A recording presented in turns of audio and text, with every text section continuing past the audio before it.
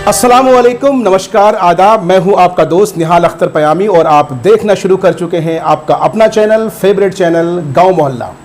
दोस्तों, इस वीडियो में दरअसल हम आपको 4 आज की बड़ी खबरें, जी हां, बिहार विधानसभा चुनाव से जुड़ी सीमांचल की 4 बड़ी खबरें बताने वाले हैं। आपसे गुजारिश है, विनम्र आग्रह है कि वीडियो को स्किप मत कीजिएगा, बल्कि वीडियो को आखिर तक देखिएगा।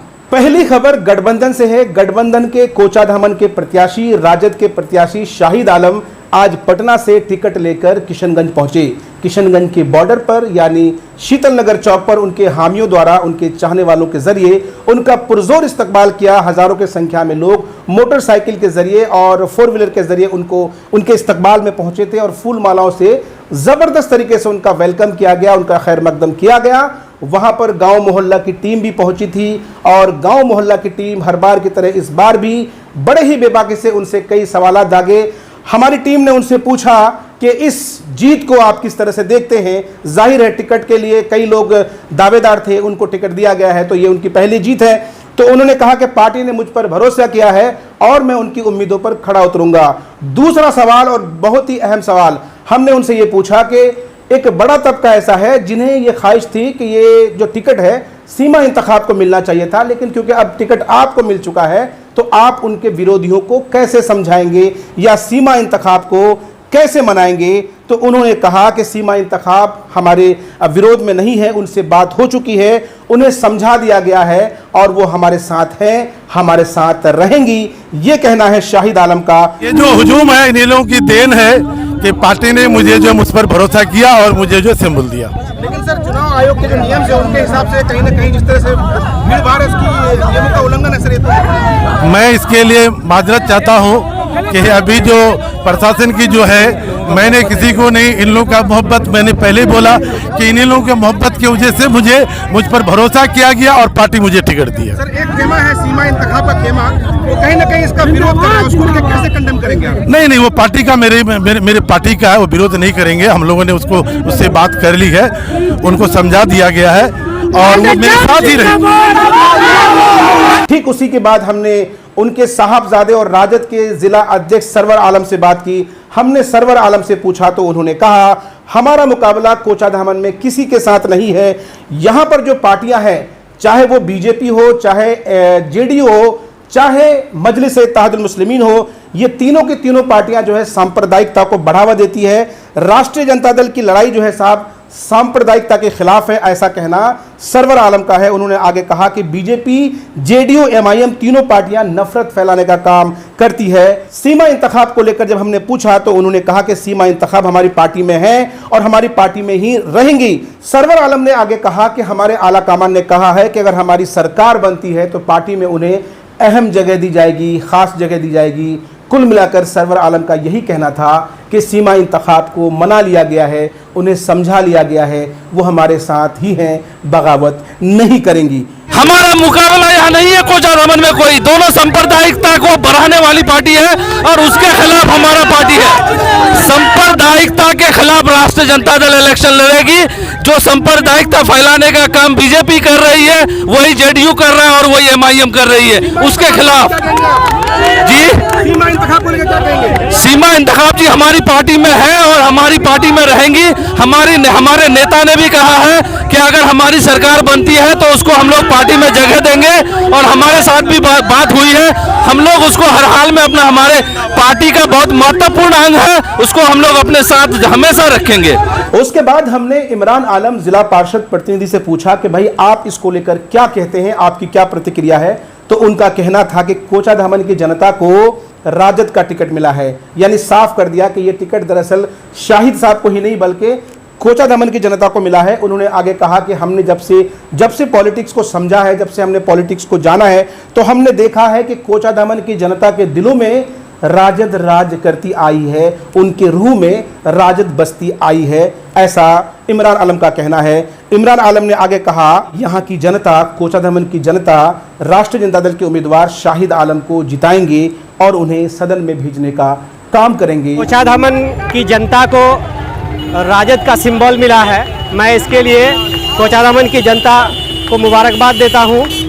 और जैसा कि हम जब से पॉलिटिक्स को जानते हैं तब से हमने देखा है कि कोचाधामन के लोगों के दिलों में, उनकी रूह में राजद निवास करता है। उनके जो कन कन में राष्ट्रीय जनता दल बसा हुआ है, या यूं कह ले कि कोचाधामन के लोगों के खून में राष्ट्रीय जनता दल बसा है। तो मुझे लगता है कि कोचाधामन की जनता राष्ट्रीय जनता दल को जिताएंगे और जिता करके शाहिद साहब को सदन में भेजेंगे।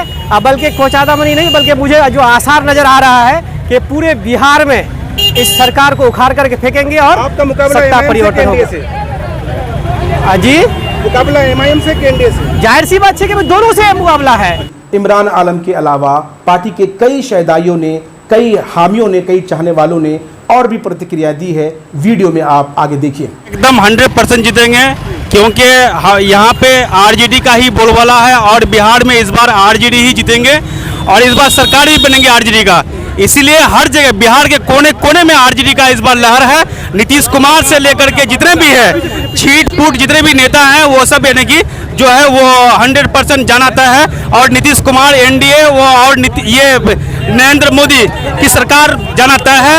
तेजस्वी यादव का शुक्रिया अदा करते हैं कि आपने एक बहुत ही अच्छा और कर्मठ उम्मीदवार को टिकट देने का काम किया है। इंशाअल्लाह हम लोग पूरी मजबूती के साथ पूरे बिहार में और हम खास करके सीमांचल में हर एक सीट को जीतने जा रहे हैं। और हम लोगों की लड़ाई एनडीए से है, हम लोगों की लड़ाई और किसी दूसरे दल से नहीं है। हम लोग इंशाअल्लाह इस बार एनडीए का सफाया करेंगे और पूरे बिहार में हम लोग फुल बहुमत के साथ हम लोग सरकार बनाएंगे इंशाअल्लाह। और क्या बोलना चाहेंगे आप? भाई मेरा उम्मीदवार तो 100% श्योर जीत रहा है। इसके मुकाबले में कोई नहीं है यहाँ, ना पतंग है ना फूल है। लेकिन आप ही की पार्टी की सीमा इंतखाब है, शायद बगावत करेंगे, क्या बोलते हैं? नहीं, हमको तो नहीं लगता बगावत करेगी। वो समझदारी से काम लेगी। आरजेडी में है, आरजेडी में रहेंगी। सांप्रदायिक शक्तियों के खिलाफ एक बहुत बड़ा ताकत बन करके आज सामने आई है। आज हम लोग का कैंडिडेट देरी से घोषणा होने के बावजूद भी आज इतने ज्यादा भीड़ और इतने लोगों के समर्थक के साथ आप देख रहे हैं। आप देख ही सकते हैं माहौल कैसा है। माहौल कह रही है कि ये बदलाव होगी और बदलाव हो करके रहेगी। ये तानाशाही और सांप्रदायिक सरकार को हटाने का काम करेगी। ये सरकार पूरी तरह से हर मामले में विफल है।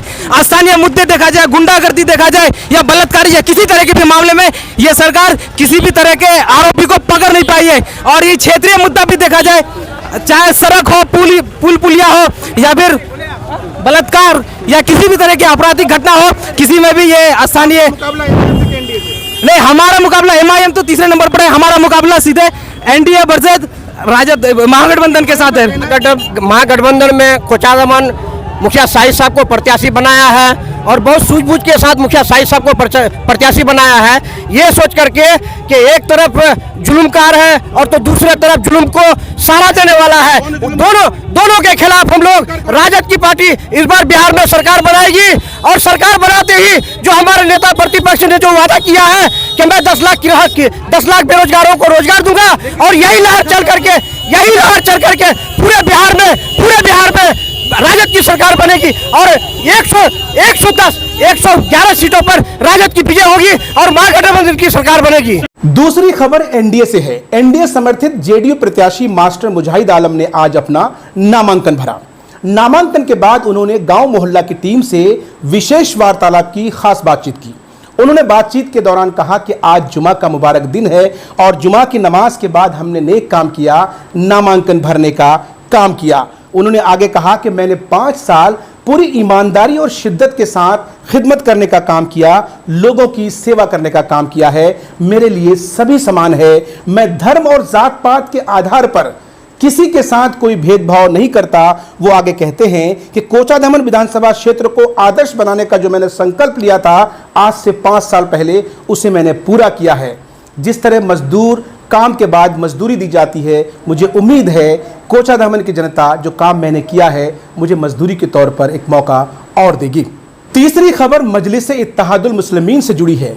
मजलिस इत्तेहादुल मुस्लिमीन के प्रदेश अध्यक्ष अख्तरुल ईमान साहब जो इस वक्त अमोर विधानसभा चुनाव से इलेक्शन लड़ रहे हैं, उनको लेकर खबर आ रही है कि उनका ग्राफ अमोर में दिन ब दिन बढ़ता जा रहा है। अवाम का कहना है कि हमें विकास से मतलब है, हमें ये मतलब नहीं है, ये माने नहीं रखता कि कौन कहां से आता है, वो कहां से आते हैं, उन्होंने कहा, अवाम का कहना है कि हमने सबा जफर को देखा, हमने अब्दुल जलील मस्तान को देखा, हमने इन्हें न सिर्फ देखा, जांचा परखा, एक मौका अख्तरुल ईमान को देंगे, अगर ये हमारी उम्मीदों पर खड़े नहीं उतरते हैं तो हम इन्हें बैरंग भेज देंगे, वापस भेज देंगे। चौथी खबर भी मजलिस इत्तेहादुल मुस्लिमीन से जुड़ी हुई है। जैसा कि आप सबको मालूम है, तमाम तर पार्टियों के टिकटों का जो है साहब बंटवारा हो चुका है।